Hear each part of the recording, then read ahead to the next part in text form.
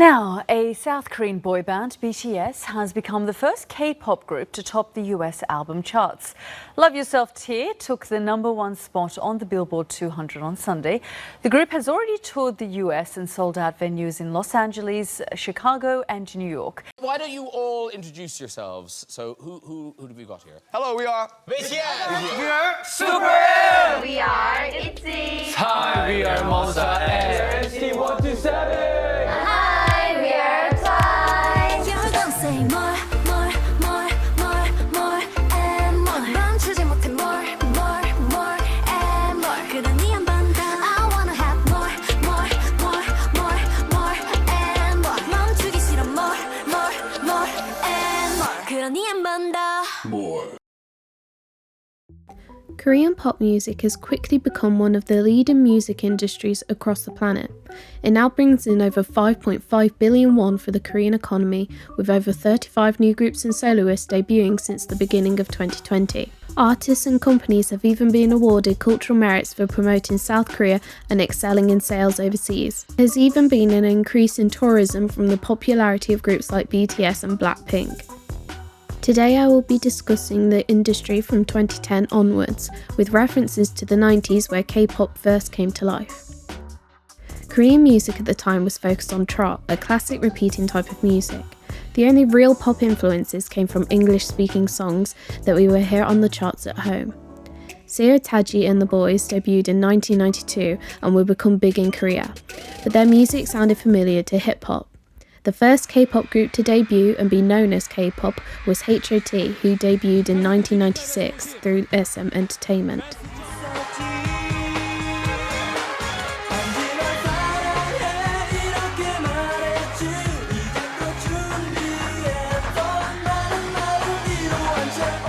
They would be known as part of the first generation of K-pop. SES would follow in 1997, who would become the first female K-pop group. Both groups found major success both in Korea and overseas, with H.O.T finding particular success within the Chinese market. This has now become normal for K-pop companies, with international markets growing consistently. Companies began to purposely seek artists and potential trainees within other Asian countries, with intentions to use them to promote in other countries. Within the 20th century, it isn't uncommon to see Japanese, Chinese, Thai, or even Western Asians within K-pop groups or as soloists. Though this has caused disruption with fans, as sometimes there can be scandals for people of certain ethnicities joining groups. Black Swan is a prime example of this, bringing 2 black members to the group but mistreating them, and people questioning if bringing non-Asian people into K-pop is offensive to Korean culture. K-pop is also very whitewashed, with many idols wearing lighter foundation shades and heavy photo editing to appear paler. Many netizens were quick to point this out, though it hasn't stopped its regular occurrence. The main way these artists have become so successful overseas is through the use of social media. Many members are also taught English and Japanese to be able to attend more events and interviews to interact with more fans. Even within the restrictions of COVID-19, K-pop has only grown due to this. Many fans will share, edit, and even create content within fandom to promote their favourite artists. Some K-pop artists have even featured on the Billboard 100 despite having no radio play. This is due to their dedicated fans and their ability to stream videos and music. Companies have used this to their advantage, the most notable being Big Hit, now known as HYBE, who have said the secret to the success of BTS was the allowance of communication through SMS, making the bridge between artist and fan much closer. HYBE is one of the leading K-pop companies due to BTS and their exploding growth from 2018 onwards. They have quickly joined the ranks of companies like JYP, SM Entertainment, and overtaken YG. These companies are known as the Big Three, with discussions on whether they should become the Big Four. HYBE was established in 2005 by founder, CEO, and chairman Bang Si-hyuk, also known as Hitman Bang. He was later joined by CEO and head of Global and Business Len So-yoon, and CEO and head of HQ and Management Jae-won Park. HYBE currently manages TXT, Lee Hyun, and the aforementioned BTS, with them creating the biggest profits for the company. HYBE also have a subsidiary business called HYBE Labels, which supports and funds other companies now under them: Source Music, Pledis Entertainment, Cos Entertainment, and HYBE Labels Japan. Hype have also created a platform Weverse for their exclusive artists to produce more content, social media posts, and even post fan club content for a subscription. They have become one of the strongest companies, not just from BTS, with their use of stocks in other companies and gaining support from overseas. In a recent move, Warner Bros. Invested $450 million in the company, with speculation of gaining exclusive content and films with BTS.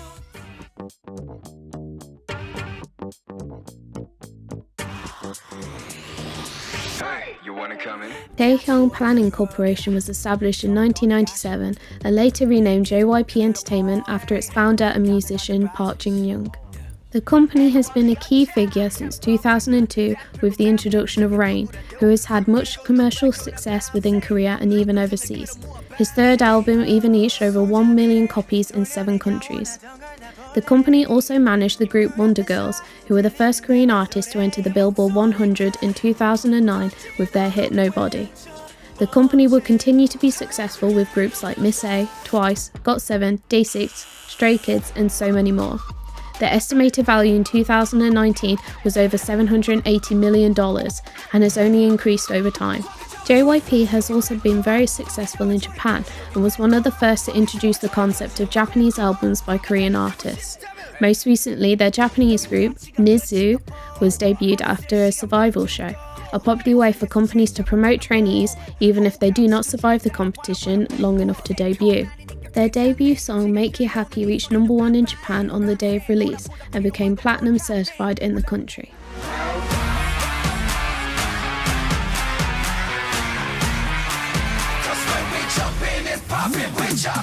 SM Studio was established in 1989, but would be renamed SM Entertainment in 1995 once the company set up its capital fund.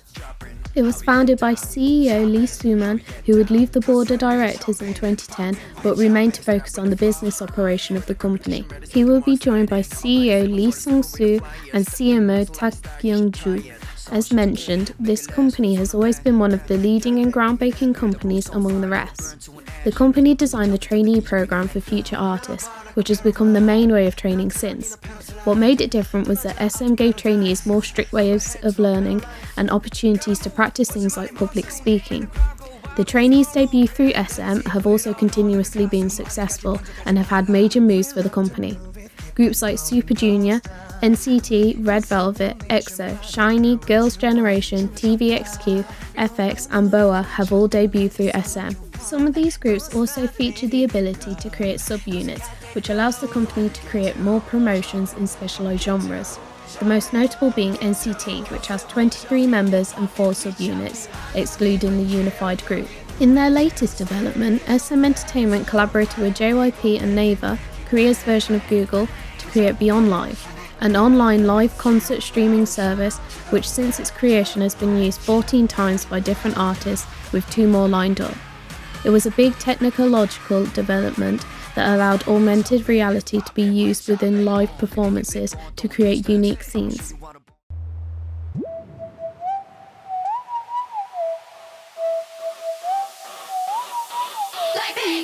Lastly, YG Entertainment was founded in 1996 by ex-CEO and member of Seotaji and Boys, Yang Kyun-suk. He would leave in 2019 amidst rumours of his involvement with the Burning Sun scandal, which I will discuss later. Hwang Bo-kyung would replace him. Despite the scandals that have consistently surrounded YG, they have continued to make groups that have been successful, particularly in America. They have managed iKON, Winner, Treasure, and are most notable for the creation of 2NE1, Big Bang, and most recently Blackpink. They also have a subsidiary company for soloists named the Black Label, which also features big artists like Somi, a previous member of big group IOI, and Zionti. As mentioned, however, YG has been plagued with controversy over cultural appropriation, bullying allegations, drug allegations, and most recently the Rising Sun scandal. Without delving into too much, the Rising Sun was a sex crime scandal in South Korea which involved several celebrities and police officials, in which cameras would be used without knowledge or consent of the women within them, and then be sold online. It was also insinuated that some of these women were prostituted for business gain. Police arrested Seung-gi, a Big Bang member, as one of the people involved. It was suspected that Yang Kyun-suk, who was the CEO at the time, had tried to cover this up and even hired prostitutes to foreign investors. Both would end up leaving the company and go to court. It has never been concluded whether or not they did take part in this. Regardless, YG has been tainted with a reputation left by them.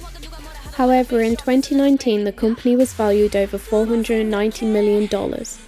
Fans and critics speculate this was due to Blackpink predominantly, who were given comebacks in what was suspected to be a move to save the company. The company has also been praised for the popularity of the Girl Crush concept and using Big Bang to create one of the first K-waves overseas. As you can see, each company is quite unique despite operating in the same industry. This is important to consider when looking at job opportunities and trainee auditions or offers. A K-pop company can be considered in two views, a business and a creative economy. On this side, you have a more focused view on merchandising, tour planning and PR. It is often that this is the side where internships will be offered by companies, though they are sparse and usually exclusively offered to Koreans rather than foreigners, with exclusions of translators and English teachers. Many idols will be influencers for brands, much like any other celebrity, so contracts would have to be drawn up and/or itineraries would have to be planned. Some companies are now hiring lawyers and others to look into artist protection online due to the increase of netizens on the internet. Some will claim that this is undeveloped and even too late, with many leaving the industry and unfortunately some even taking their lives due to the mistreatment of managers and hate online. The creative side is what the industry is predominantly recognised for. This includes stylists, producers, content creators, choreographers, and most importantly, the idols. As mentioned, dependent on which company you choose to join can depend on your creative freedom and payment.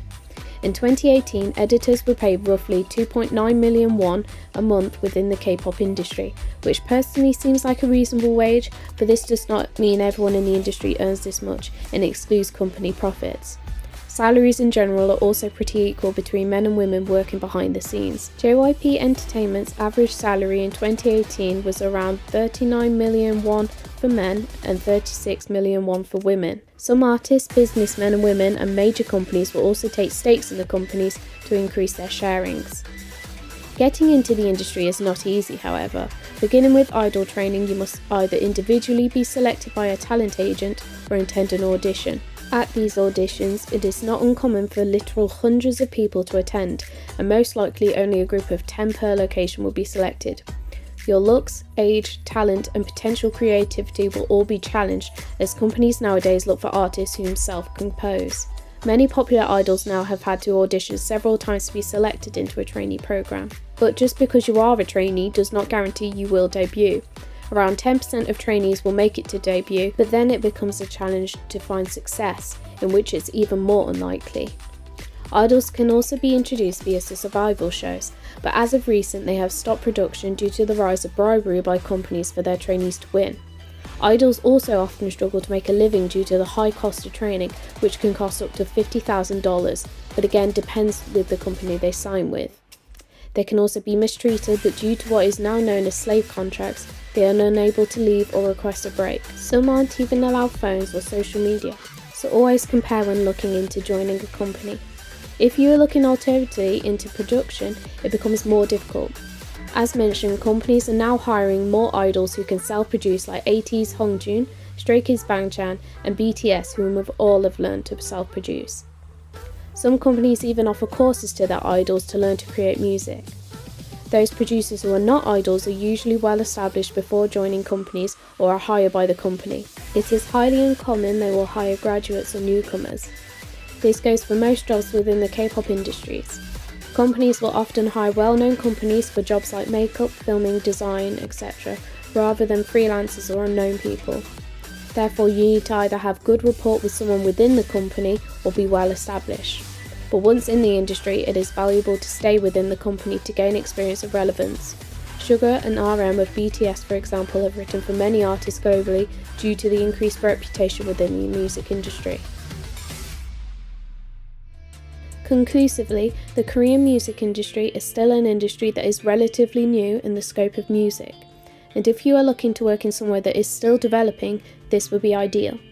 But it is difficult from entrance to maintaining a living. I hope today you have taken away that the K-pop industry, much like any creative industry, goes much further than the creative output it prides on, and that it is instead sometimes unfair, unrepresented, and at the end of the day, a business.